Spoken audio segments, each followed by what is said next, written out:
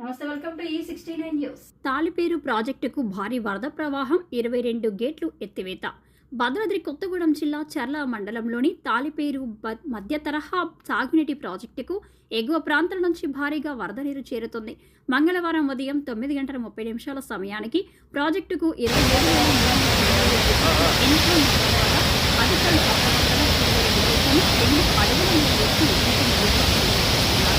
ప్రస్తుతం ప్రాజెక్టు నుంచి 30,024 ప్రాజెక్టు పూర్తి స్థాయి నీటి మట్టం 74 మీటర్లు కాగా ప్రస్తుతం నీటి మట్టం 73.39 మీటర్లకు చేరుకుంది.